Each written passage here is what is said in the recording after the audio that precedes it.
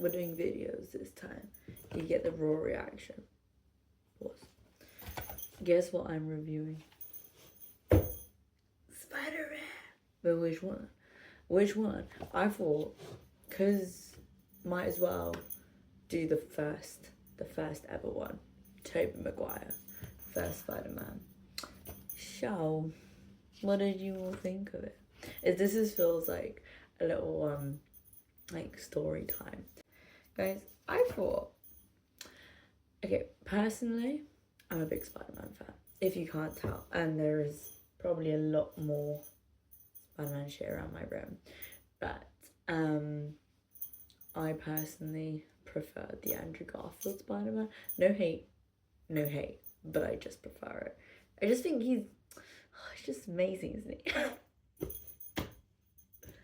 Okay, anyway, what I was gonna say was Spider-Man Tobey Maguire, first ever one, very different to the Tom Holland one, the Miles Morales one, the Andrew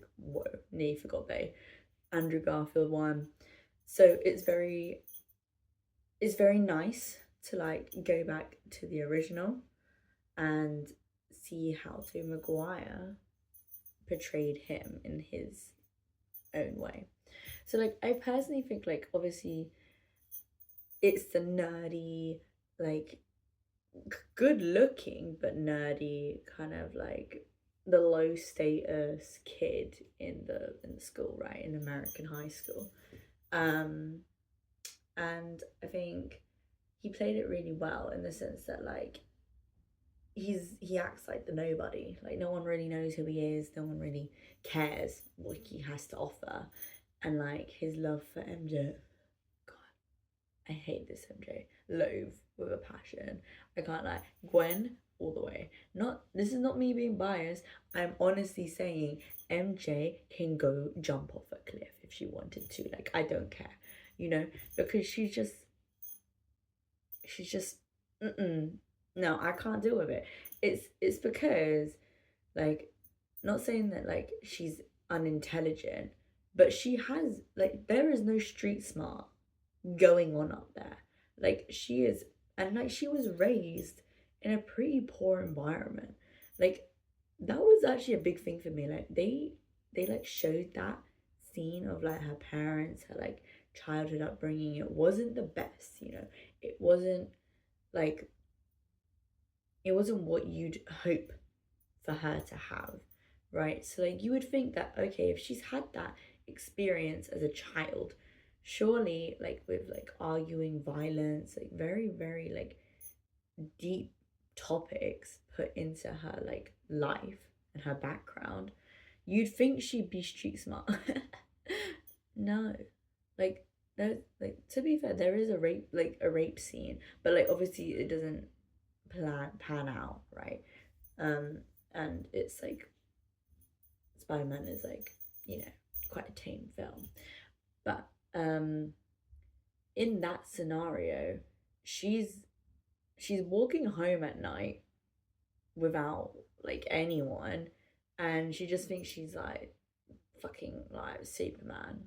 Sorry, that's really bad for me to like bring in a different from DC to MCU, so I'm sorry for those who took that personally, but I honestly think like she could have been portrayed better, in the sense that like she should have her more independence to her character, like not being just the love interest, you know, like Gwen Stacy, she's not just a love interest, she's a fucking boss, you know, like she's a science, like she's into science. She's like, not saying that like the drama degree that MJ wants to pursue isn't like the same like level. I'm just saying that all her role is revolved around Spider-Man. It's revolved around him. Gwen, there are more scenes where it portrays her as a different, like in her own world, like doing her thing, not like for him. Like I know like obviously there's a lot of debate with that, because like MJ has a job, she like she has this like a boyfriend or whatever, you know, like she does have a life outside him. But when it comes to a character, I don't like it. I don't like it. I don't like it. So another thing that I really do like is the rich versus poor hierarchy between James Franco's character and Tobey Maguire's character, because they're best friends and still they work until until Poppy doesn't have the money. He has the goblin body. That made no sense. It's only 10:30. Anyway, despite being on either ends of the spectrum on like how much money you earn, how much you don't, you know, it's I really like how they still merge together, and it shows that like it's not just the rich that feel all the pain, or it's not just the poor that feel all the pain, you know, everyone is of equal emotional endurance, and I really like that. Another thing I really fuck with is the mirror scene. Oh my god, it's so good. Like when I was rewatching it, I was just like, I forgot this shit happened, and it's so fucking good. Like I don't, it's beautiful. Like I just like when obviously if you watched it, like in the scene, it's Osborn like slowly turning into the Green Goblin and figuring out that he's actually the villain, and he's like, there's this huge, beautiful gold mirror, and like it's like tasseled round. That was the worst visual representation. Anyway, he was like looking at it, and then like when it was panned to him, it was just like him, you know, his body, his emotions, his vessel. When he looked at the mirror, it was a goblin. It was so good. Like I probably loads of people are gonna be like, it's not all that. But for me, I loved that. I just loved how they portrayed that. It was such a good way of showing that. I've got so much passion. And then the other bit was when like, oh, also, sorry, back to that, the mirror scene. It was like Gollum. Like that's how it reminded me, like the whole like in Lord of the Rings, like when he's like literally having a midlife crisis to himself. Loved it. It's like that. And I was just like, just like the change in voice, the change in demeanor, mannerisms, like all like that, like gone. It was like he just shifted. It's like in the No Way Home with the free Spiderman, when like Peter, Tom Holland's Peter, gets a tingle and realizes that Osborn's changing again. It was like that, like, and like the whole audience felt that tingle. I'm gonna stop saying tingle. I love. Okay, so like, what I also really liked was Tobey Maguire's rendition of Spider-Man. Even though I've literally just said that I hated it, when I watched the film, he does play it very well. It's like the reaction that he has to being Spider-Man is peak. Like he's just like, what the fuck? And like he's like, my body's changing, I look gorgeous, and it's like I can shoot like webs out of my fucking like wrist. And obviously like with the other Spider-Man, they have to make it, right? They have to make the little gadget that produces that web. So also I've seen like loads of people like trying to make that on TikTok. Go for it. I would, if I had access to my uni's labs, I would be doing that. But I really like how he's like this middle schooler, or not middle schooler, but like high schooler who just is just figuring out himself. Like yeah, he likes MJ and he wants the girl and whatever, but when he becomes Spider-Man, it's like this, it's almost like everything's change for himself, and he focuses it all on that specifically, and I really like how he does that. But overall, I liked the Spider-Man film in the sense that it looked more on deeper topics rather than just, this is your superhero, he's been bitten by a radioactive spider, and this is what he does, and this is this villain, and he conquers it, you know? There's a lot more to it. Like, I like how the villain's got a backstory. Like I really like that about the Spider-Man films. Like, they really, like, zone in on that. Even with the Green Lizard, like,